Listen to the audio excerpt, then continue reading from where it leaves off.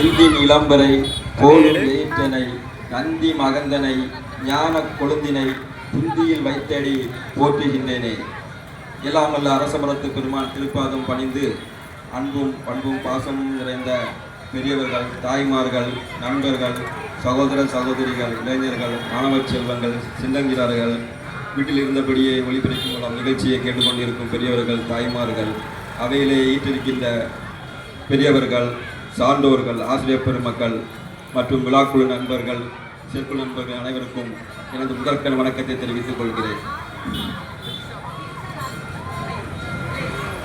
வாழ்வியல் சொல்லும் இந்து சமயமும் இதிகாசங்களும் என்ற தலைப்பில் சமய உரையை தொடர்கிறேன். இந்து சமயம் என்பது சமைத்த அறுசுவை உணவு போன்றது. அதில் இதிகாசங்களும் நமது மகான்களின் வாழ்க்கை முறையும் நமது ஏராளமான வாழ்வியல் முறைகளை நமக்கு வழங்கியுள்ளார்கள்.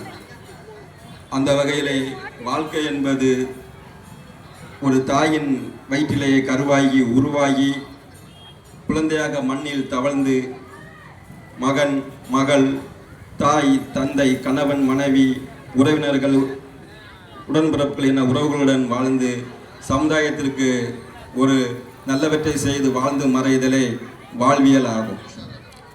இராமாயணத்திலே இதிகாசத்திலே நாம் வாழ்வியலை எடுத்துக்கொண்டால் கணவன் மனைவி முறை உறவில் தசரதன், கைகேயி, ராமன், சீதை என 4 பாத்திரங்களை எடுத்துக்கொள்ளலாம்.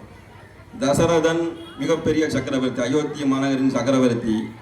ஒரு முறை சம்பாசூரன் இடம் போரிடுவதற்காக தேவர்கள் போரிட்டுக் கொண்டிருக்கிறார்கள்.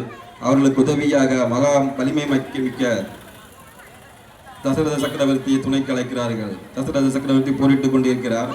ஒரு கட்டத்தில் சூரனுடைய போரினால் சோர்விட்டு தளர்ந்து விழுகிறார். அதில் கைகேயி அவருடைய மனைவி ஒரு ராஜகுல பெண், தசரதனோடு ஆட்சி அதிகாரங்களில் ஒன்றி வாழ்ந்து கொண்டிருப்பவர், மிகப்பெரிய வீராங்கனை, போராளி, போர் முறைகள் அனைத்தையும் கற்றுத் தேர்ந்தவர். அவர் தசரதனுக்கு உதவியாக போர்க்களத்திலே நின்று சூரியனிடம் போரிட்டு அவருடைய உயிரை காப்பாற்றுகிறார். அந்த அவருடைய தேரின் சக்கரத்தின் அச்சாணியானது சூரனால் உடைக்கப்படுகிறது.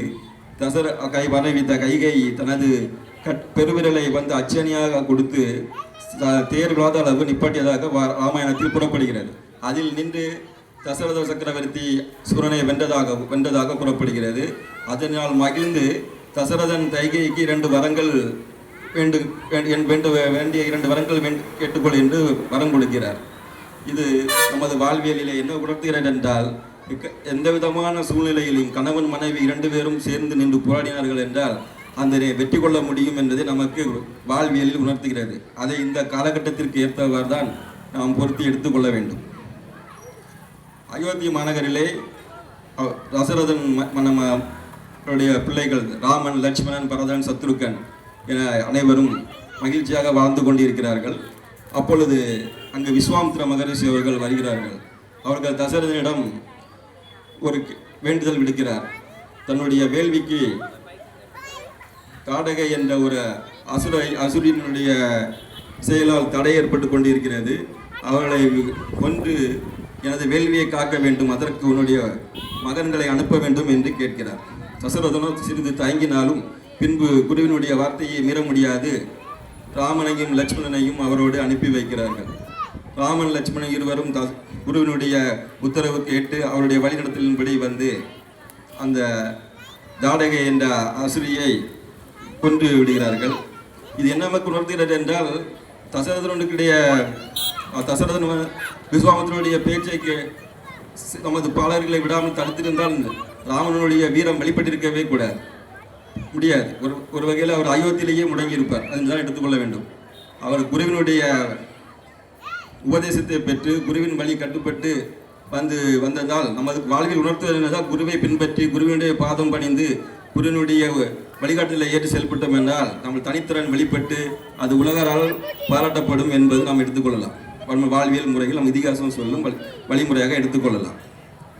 தாடகையினுடைய வதம் முடித்து விஸ்வாமித்திர சக்கரவர்த்தி ராமனையும் லட்சுமணனையும் அங்கிருந்து மிதிலைக்கு அழைத்து செல்கிறார். ஏனென்றால் மிதிலையில் ஜனக மகாராஜன் அவருடைய மகள் ஜானகி தேவி சீதாதேவிக்கு சுயவரம் ஏற்பாடு செய்துள்ளார்.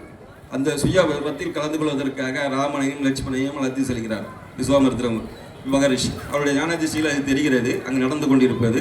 ராமனுடைய புகழ் வெளிப்பட வேண்டும் என்றால், அவருடைய அவதார நோக்கம் நிறைவேற வேண்டும் என்றால் அங்கு செல்ல வேண்டும். அதுதான் வழி.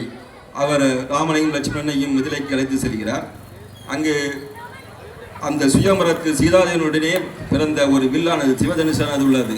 அதை யார் உடைப்பார்களோ அவர்களுக்கே அந்த சீதாதேவி தன் மகள் மாலையிட்டு மனைவியாகலாம். இதுதான் எங்களுடைய அந்த கண்டிஷன். அப்பொழுது ராமன் மிதிலைக்கு செல்கிறார். அங்கே சீதாதேவி மாடத்திலே நிற்கிறார்கள். அதை கம்பன் அழகாக 4 வார்த்தைகள் வெளிப்படுத்துவார். அவர்களுக்கு ஏற்பட்டுள்ள காதலை. அண்ணலும் நோக்கினார், அவளும் நோக்கினார் என்ன 4 வார்த்தை. காதலின் வடிவத்தை அழகாக சொல்லியிருப்பார் கம்பராமாயணத்திலே. கண்ணில் விழுந்த ராமனை வெளியில் சென்று விடாது என்று சீதாதேவி கண்ணை மறைத்து கொண்டார்களாம். தன் தோழியர்கள் கேட்டதற்கு ராமன் கண்ணிலே பதிந்திருக்க வேண்டும் என்று சொன்னார்களாம். அந்த அளவுக்கு அவர்களுக்கு உடைய ஒரு காதல் இருப்பது, மனதில் அன்பு ஊற்றானது பெருகியது. அவர்கள் நினைத்தார்களாம் ராமனும் வேறொரு பெண்ணை நினைத்திருக்கக்கூடாது என்று. ராமனும் நினைத்தாராம் சீதாதேவியும் வேறு ஆண்களை நினைத்திருக்கக்கூடாது என்று. அவையிலே எல்லா மன்னர்களும் முயற்சிக்கிறார்கள். வில்லை தொட்டு ஒரு சிறு அளவு கூட தூக்க முடியவில்லை. ஏனென்றால் சீதாதேவியானவர் லட்சுமி தேவியினுடைய அவதாரம், ராமர் நாராயணமூர்த்தியினுடைய அவதாரம். இது ஏற்கனவே வடிவமைக்கப்பட்ட ஒன்று, விதியின் அமைப்பு. விஸ்வாமித்திரர் அவர்கள் ராமனிடம் கட்டளையிடுகிறார், ராமா வில்லை உடைத்து விடு என்று.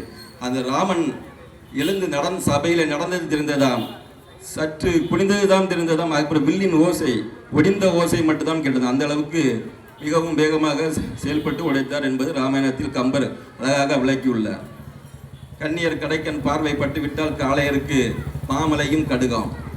ஏனென்றால் தூய அளவான அன்பானது, ஆழமான அன்பானது ஒரு மனிதனை, ஒரு இளைஞனை அளவற்ற ஆற்றலை செய்ய வைக்கிறது என்பதை நமக்கு இதிகாசங்களும் விளக்குகிறது. அது தூய்மையாகவும் அன்பாகவும் இருக்க வேண்டும். ராமர் அயோத்தி பட்டணம் திரும்புகிறார். அங்கு அவருடைய அவதார நோக்கம் நிறைவேற வேண்டிய காலகட்டம் நெருங்கி கொண்டிருக்கிறது. கைகேயி தாயார் அவர்கள், அதாவது தசரதன் ராமனுக்கு முடிசூட்ட வேண்டும் என்று முடிசூட்டு விழாவை ஏற்பாடு செய்கிறார். அங்கு கைகேய தாயார் அவர்கள் தசரதனிடம் அந்த வரங்களை கேட்கிறார். தன்னுடைய மகன் மீது கொண்ட பற்றினால் பரதன் முடிசூட வேண்டும், ராமர் வனவாசம் செல்ல வேண்டும் என்று கேட்டுக்கொள்கிறார்கள். தசரதன் அவர்கள் கொடுத்த வாக்கை மீற முடியாத காரணத்தினால் வேறு வழியின்றி ராமர் வனவாசம் செல்ல வேண்டிய கட்டாயமே ஏற்படுகிறது. அப்பொழுது அனைவருமே தடுக்கிறார்கள். சீதாதேவி செல்ல வேண்டாம், ராமன் மட்டுமே இதற்கு இந்த வரத்தினால் அவர் மட்டுமே கட்டுப்பட்டவர், சீதாதேவி அரண்மனையிலே தங்கிவிடலாம் என்று. ஆனால் சீதாதேவியானவர், ஜானகி தேவி, ராமன் இருக்கும் இடமே எனக்கு அயோத்தி என்று அவருடன் தானும் இணைந்தே அந்த வனவாசத்தை அனுபவிக்க செல்கிறார். ஏன் சொல்கிறேன் என்றால், சீதாதேவி ஜானகி தேவியானவர் நினைத்திருந்தால் அயோத்தியிலேயே தங்கியிருக்கலாம். ஏனென்றால் ராமருக்கு திருமணம் நடந்த பொழுதுதான் லட்சுமணருக்கும் அவருடைய சீதாதேவியினுடைய தங்கியார் ஊர்மிளாவை திருமணம் செய்தார்கள். இருவருக்கும் ஒரே நேரத்தில் தான் மிதிலையில் திருமணம் நடந்தது. ஆனால் ஊர்மிளா தேவி அவர்கள் அயோத்தியிலே தங்கிவிட்டார்கள். அவர்கள் ராமாயணத்திலே மிகப்பெரிய அளவில் எந்த இடத்திலேயும் எழுதப்பட்டிருக்கவில்லை. ஆனால் சீதாதேவியானவர் ராமன் இருக்கும் இடமே அயோத்தி என்று எடுத்துக்கொண்டு தின்பத்திலும் துன்பத்திலும் ஒரு கணவனுடன் பங்கு பெற்றிருப்பதே ஒரு மனைவியின் அழகு என்ற அடிப்படையிலே, அதுதான் வாழ்வியல் முறை நமக்கு ராமாயணம் உணர்த்துவது. ராமருடன் இணைந்தே காட்டில் வனவாசத்தை அனுபவித்தார். அங்கு அவர் ராவணனால் கவரப்பட்டு இலங்கையில் சிறை வைக்கப்பட்டிருந்தார். இதுதான் வரலாற்று இதுதான் அவதார நோக்கம். நாம் நினைப்போம் இதெல்லாம் எதர்ச்சியாக நடந்தது என்று. இல்லை, இதெல்லாம் ஏற்கனவே விதியால் எழுதப்பட்டது. ராமன் நடக்கும் எல்லோருக்கும் விதி முன் செல்லும், நமது வாழ்வு பின் செல்லும். ஆனால் ராமனுக்கு மட்டும் ராமன் முன் நடந்தார், விதி பின் சென்றது என்று கம்பர் எழுதுகிறார். ஏனென்றால் அங்கே மிகப்பெரிய அளவிலே வரங்களை பெற்று சாகா நிலையில இருக்கக்கூடிய ராவணேஸ்வரன், ஈஸ்வர பட்டம் பெற்றவர்கள் 2 பேர். ஒன்று மகா சக்தியான சிவபெருமான், இரண்டாவது அவருக்கு இணையாக அனைத்து சாஸ்திரங்களையும் கற்றுத் தேர்ந்த ஈஸ்வர பட்டம் பெற்ற ராவணேஸ்வரன். அவரை அழித்து அவருக்கு முக்தி அளிக்க வேண்டும் என்பது வரலாற்றின் அவதார். சீதாதேவியை ராமன் கவர்ந்து சென்று விட்டார். இதில் என்னவென்றால், சீதாதேவியை ராமன் இதுமேல் வரமாட்டார் என்று நினைத்திருந்தாலும் இங்கு ராமாயணம் இல்லை. சீதாதேவியை அப்படியே விட்டுவிட்டு ராமன் சென்றிருந்தாலும் இங்கு ராமாயணம் இல்லை. என்ற அவ்வளவுக்கு இணைந்த ஒரு அன்பும் காதலும் நிறைந்த உறவு முறை அவர்கள் இருந்ததினால் சீதாதேவி நிச்சயமாக நம்பினார் ராமர் வருவார் என்று. ராமர் வந்தே இலங்கையில் தன்னை சிறை மீட்பார் என்று. அதுதான் அந்த கற்பின் நெறி. ராமனும் தன் மனைவியை விட்டு செல்லவில்லை. அங்கே இருந்த வானர கூட்டங்களை சேனையாக்கி இலங்கை மீது போர் தொடுத்து சீதாதேவியை மீட்டெடுத்தார். அதற்கு தூதுவராக அனுமன் இலங்கை சென்றார். அப்பொழுது அவர் சீதாதேவியை தேடுகிறார்.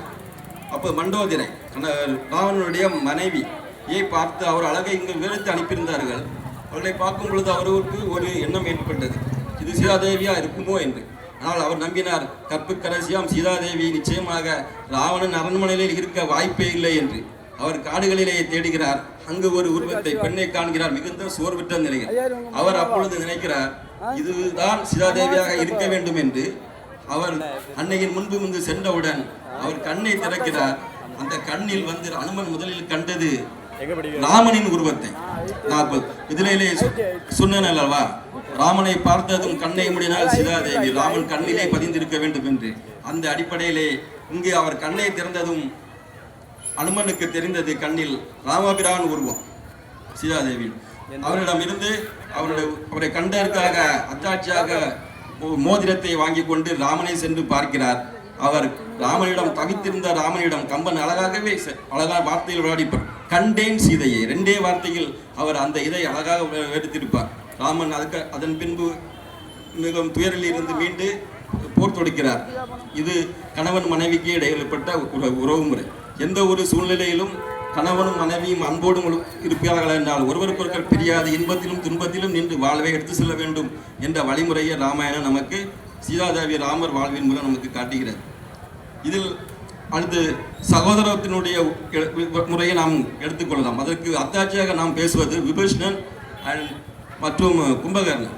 விபீஷணனை விட ஒரு படி மேலாக நாம் கும்பகர்ணனை சொல்லலாம். ஏனென்றால் விபீஷணன் தன் அண்ணனிடம் நியாய தர்மங்களை எடுத்து கூறினான்.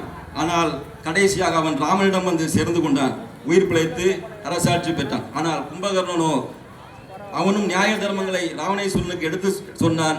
கடைசியில் தன அண்ணனுக்காகவே நின்று ராமன் கையாலே மடிந்து முத்தி பெற்றார். இதனால் கும்பகர்ணனை சகோதர பாசத்துக்கு ஒரு படி மேலாக சொல்லலாம். தம்பி உடையான் படைக்கு அஞ்சான் என்ற அந்த கொள்கைக்கு சான்றானவன் கும்பகர்ணன். கும்பகர்ணனை ராமாயணத்தில் கம்பர் கூறுகிறார், அவன் எவ்வளவு பெரிய உருவம் என்று. அவனுடைய ஒரு தோளில் இருந்து மறு தோளை பார்ப்பதற்கு தொடர்ந்து பார்த்து கொண்டு சென்றால் கூட பல மாதங்கள் கழியுமா. அந்த மாதிரியான உருவமைப்பு கொண்டவன். அவனுடைய வலிமை மிகப்பெரியது. அவன் பிரம்மாவிடம் வரம் வாங்க செல்ல பொழுது நித்திரத்துவம் என்ற வரம் வாங்க சென்றான். ஆனால் சரஸ்வதி தேவி அவன் நாவில் இருந்து சிறிது மாற்றி நித்திரைத்துவம் என்ற வரத்தை பெற்றான். அதனால் அவன் 6 மாதங்கள் தொடர்ந்து தூங்குவான். இடையில் ஒரு நாள் விழிப்பான், உணவு உண்பான், அரசியலை திறந்து கொள்வான், மீண்டும் 6 மாதம் தூங்கி விடுவான். இதுதான் அவன் பெற்ற வரம். திடீரென்று ஒரு நாள் கும்பகர்ணன் விழிக்கிறான். அங்கு இலங்கையிலே தீப்பற்றி எரிந்து கொண்டிருக்கிறது. அவன் காரணத்தை கேட்கிறான், விஷயங்களை தெரிந்து கொள்கிறான். அவன் உடனே ராவணனிடம் சென்று, அண்ணா பிழை செய்தாய், கற்பு கரசியாம் சீதையை நெருப்பை அல்லவா நீ சிறை வைத்துள்ளாய், விடுவித்து விடு, இல்லை என்றால் நமது குலத்தை இது அழித்து விடும் என்று. ஆனால் ராவணேஸ்வரன் கேட்கவில்லை. மீண்டும் அவன் தூங்க சென்று விடுகிறான். போர் ஆரம்பிக்கிறது. ராமனிடம் தோற்கிறான். ராமன் திராயுதபாணியாக இருந்த அந்த ராவணேஸ்வரனை இன்று போய் நாளை வா என்று கூறி அனுப்பி வைக்கிறார். அவர் ஆலோசனை செய்கிறார். கும்பகர்ணனை எழுப்பி அடுத்த நாள் போருக்கு அனுப்புகிறார். கும்பகர்ணன் அவர்களை தூங்கிக் கொண்டிருந்த கும்பகர்ணனை விழிக்க வைத்து அவன் திரும்பவும் சொல்கிறான், போர் வந்து விட்டது, நாம் அழிவது நிச்சயம். இப்பொழுதாவது நான் சொல்கிறேன், சீதாதேவியை விட்டுவிடு. ஆனால் நான் உனக்காக செல்கிறேன், திரும்பி வரமாட்டேன். போர்க்களத்தில் இருந்து செல்கிறான். அவன் போர்க்களத்தில் நிற்கும் பொழுது அவனை பார்த்த ராமன் கை நடுங்கியது. ஏனென்றால் வந்திருப்பவன் நல்லவன், அவனை நாம் கொல்ல வேண்டுமா என்று மிகவும் மனம் அவனுடைய வருத்தத்தை அடைந்தது. அவனுடைய தம்பி விபீஷணனை பார்த்து, விபீஷணா நீ சென்று கும்பகர்ணனை நம்மிடம் அழைத்து விடு என்று சொல்கிறார். விபீஷணனும் அங்கே செல்கிறார். ஆனால் கும்பகர்ணன் விபீஷணனை பார்த்து என்ன சொல்கிறார், தம்பி நீ இங்கு வராதே, ராமனிடமே இருந்து விடு. ஏனென்றால் ஒருவனாவது பிழைக்க வேண்டும். என்ன ஒரு சகோதரத்துவம் பாருங்கள். ஒரு அண்ணனுக்காக தன் உயிரை விட தயாராகிறான், மறுசிடம் தன் தம்பியை உயிரை காப்பாற்றி கொள்கிறான். இதுதான் கும்பகர்ணன் ஒருபடி எல்லாம் அந்த சகோதர பாசத்திலே உயர்ந்து நிற்கிறான். அவன் ராமனின் நம்பிக்கையால் கை காலின சிதைக்கப்பட்டு விழுந்து கிடக்கிறான். அப்பொழுது ராமன் அவன் அருகிலே செல்லும் பொழுது ராமனிடம் 2 வரங்கள் கேட்கிறான். ஒன்று, என்னுடைய தலையை துண்டித்து யாரும் பார்க்காதவர் கடலில் இருந்து விடு. மற்றொன்று, எனது தம்பி விபீஷணனை ராவணன் கண்டால் அவன் எப்படியும் கொண்டு விடுவான், அவனை காக்க வேண்டும். ராமன் அல்லது லட்சுமணன் அல்லது அனுமன் யாராவது ஒருவர் எப்பொழுதும் அவன் துணை இருந்து அவனை உயிரை காப்பாற்ற வேண்டும் என்று வரங்களை கேட்டு அவன் மடிகிறான். இது மிகப்பெரிய சகோதர பாசத்தை ராமாயணத்திலே காட்டுகிறது. நட்பு என்று எடுத்துக்கொண்டால் இதிகாசத்திலே அது கர்ணன் துரியோதனன் நட்பை தான் எடுத்துக்கொள்ள வேண்டும். ஏன்னா அந்த அளவுக்கு துரியோதனனை மிகவும் நெகட்டிவ் கேரக்டராக சித்தரித்திருந்தாலும் கூட அவனுடைய ஒரு சில நட்பு என்ற அடிப்படையில் ஒரு கர்ணனிடம் பார்க்கும் பொழுது அவன் உயர்ந்தே நிற்கிறான். அனைவரையும் விட மகாபாரதத்தில் உயர்ந்து நிற்கும் ஒரு பாத்திரமாகவே விளங்கிறான். ஏனென்றால் மிக விதியின் வசத்தை அவர் குந்தியின் வயிற்றிலே பிறந்து ஆற்றில் விடப்பட்டு ஒரு சாரதியின் மகனாக அனைத்து திறமைகளையும் உடைய வல்லவனாக வளர்ந்து நின்ற கர்ணன் அவையிலேயே கௌரவம் இழந்து நிற்கும் பொழுது, அவமானப்படுத்தப்பட்ட பொழுது அவனை தன்னுடைய நண்பனாக ஏற்றுக்கொண்டான். அது மட்டுமின்றி அங்க தேசத்திற்கு மன்னனாக முடிசூட்டி பொருட்களை தான தர்மம் கொடுப்பதற்காக தனது பொருளையும் அவனுக்கு ஈந்தான். இது ஒரு படி மேல். அதையும் விட அவனை ஒரு படி மேல் உயர்த்தி நிற்பது, ஒருமுறை ஓய்வு நிலையில் இருக்கும் பொழுது சகோதரி பாசத்துடன் பழகி வரும் தனது நண்பன் மனைவி சொக்கட்டான ஆடிக்கொண்டிருக்கிறார். அதாவது தாயம் விளையாடுதல். அப்பொழுது அவள் தோல்வி அடையும் நிலையில் இருக்கிறார். அப்போது அந்த அவையிலே வந்த துரியோதனனுடைய ஓசை கேட்டு கர்ணன் கவனிக்கவில்லை. கர்ணனுடைய மனைவி துரியோதனுடைய வார்த்தையை அறிந்து சட்டென்று எழும்புகிறார். அப்பொழுது யதாட்சியாக அவருடைய ஆடையை பட்டு இழுத்து விடுகிறார். இதை பார்த்ததும் கர்ணன் மிகவும் கலங்கி நின்றான். என்னடா இது, அந்த இடத்தில் யார் ஒரு தனி மனிதன் இருந்திருந்தாலும் அவருடைய மனநிலை எவ்வாறு இருக்கும்? ஆனால் துரியோதனன் சற்றும் சஞ்சலப்படவில்லை. அவன் தன் மனைவியை பார்த்தோ தனது நண்பனை பார்த்தோ எந்த விதத்திலும் அவனது மனமோ சஞ்சலம் அடையவில்லை. நண்பன், நான் எடுக்கவா கோர்க்கவா என்று கேட்டான். இதில் அவனுடைய நட்பை உறுதி செய்கிறது. பாரத போரிலே அவன் தான் போரிடுவது தன்னுடைய தம்பிமார்கள் என்று தெரிந்தும் செஞ்சோட்டு கடனுக்காக தன் நண்பனுக்காக கடைசி வரை நின்று போரிட்டு தான் இருக்கும் வரை துரியோதனனை காப்பாற்றி தனது இன்னுயிரை ஈந்தான். அவனுக்காக பரமாத்மா கிருஷ்ணனே சென்று கண்ணீர் வடித்தார். அவனுக்காக தன்னுடைய மகா உருவத்தை, அதாவது தனது விஸ்வரூப தரிசனத்தை காட்டி முத்தியும் அளித்தார். இவ்வாறு இதிகாசங்களில் இருந்து நாம் ஏராளமான வாழ்வியல் முறைகளை எடுத்துக்கொள்ளலாம். மாற்றங்கள் நமது வாழ்வில் கண்டினியூஸாக வந்து கொண்டே இருக்கிறது. இந்த மாற்றங்கள் பொருளீட்டுவதற்காக நாம் ஒவ்வொரு இடத்திலும் ஒரு இடம் விட்டு ஒரு நாடு விட்டு நாடு சென்று வாழ்கிறோம். இவ்வாறு வாழும்போது நிறைய பிரச்சனைகளை நமது உறவுகளை எல்லாம் பிரிந்து வாழ்கிறோம். இந்த மாதிரி சூழ்நிலைகள் மாற்றங்கள் வந்து கொண்டிருக்கின்ற நேரத்திலே கைபேசியிலே நம்ம உலகத்தில் அனைத்து விஷயங்களையும் பார்க்கிறோம். எல்லா விஷயமும் நமது வாழ்க்கையில் மாற்றத்தை ஏற்படுத்துகிறது. நாம் அந்த மாற்றம் நிறைந்த உலகில் வாழும் பொழுது நமது வாழ்வு பிறலாமல் வாழும் வாழ்வு முறையை வாழ்வியலை நமது இதிகாசங்களும் இந்து சமயமும் கற்றுத்தந்துள்ளது. அதை நாமும் எடுத்து நமது அடுத்த தலைமுறைக்கும் எடுத்து சொல்லி நெறி பிறலாத வாழ்வு அமைக எக்காரணம் கொண்டும் அதில் அவர்கள் கற்று உணர்ந்து கொள்ள வேண்டும் என்று கூறி வாய்ப்பளித்த அனைத்து நல்ல உள்ளங்களுக்கும் மீண்டும் ஒரு முறை நன்றி கூறி விடைபெறுகிறேன். நன்றி, வணக்கம்.